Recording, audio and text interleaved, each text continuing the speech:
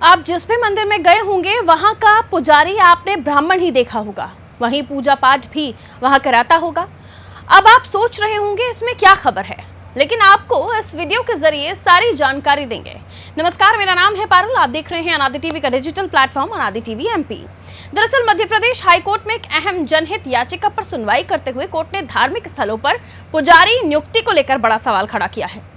याचिका में मांग की गई है कि राज्य शासित मंदिरों में पुजारी की नियुक्ति सभी वर्गों के योग्य लोगों को दी जाए, न कि केवल एक जाति विशेष तक सीमित रखी जाए।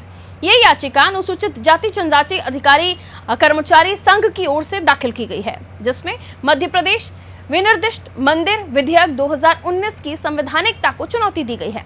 मामले पर सुनवाई करते हुए मध्य प्रदेश हाईकोर्ट ने एमपी के मुख्य सचिव, प्रमुख सचिव, सामाजिक न्याय मंत्रालय, धार्मिक एवं धर्मस्व मंत्रालय और लोक निर्माण विभाग को नोटिस जारी किया है और 4 सप्ताह में जवाब दाखिल करने के निर्देश भी दिए गए हैं।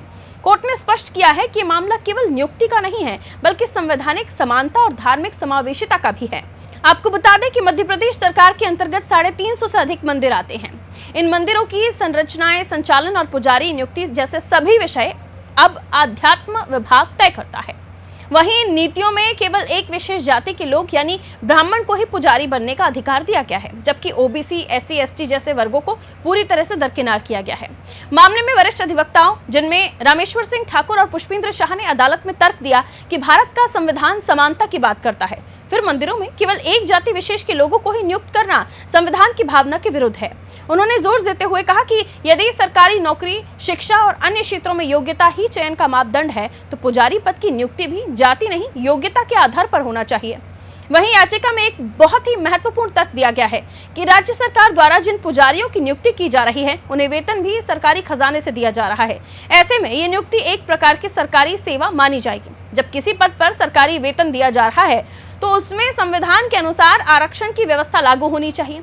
लेकिन सरकार ने ये नीति बनाकर एक विशेष जाति को वरीयता दे दी है और बाकियों को धार्मिक सेवाओं से बाहर कर दिया है, जो कि सही नहीं माना जा सकता।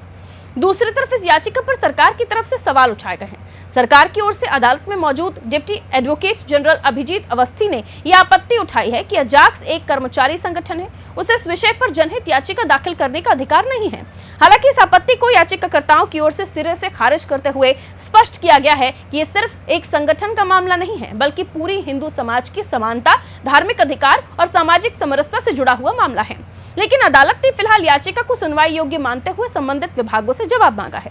जनहित याचिका में उठाए गए सवाल वाजिब ही हैं, क्योंकि जब मंदिरों को सरकार ने अपने अधीन लिया है और पुजारी को वेतन दिया जा रहा है, तो उस पर सिर्फ ब्राह्मण का अधिकार ही कैसे हो सकता है? ये तो संविधान के खिलाफ ही है। बहरहाल सरकार से जवाब मांगा गया है, देखना है कि सरकार इसमें क्या तर्क देती है। फिलहाल इस खबर में इतना ही, लेकिन अन्य खबरों के लिए आप जुड़े रहिए अनादि टीवी डिजिटल के साथ। मुझे दीजिए इजाजत। नमस्ते, शुक्रिया।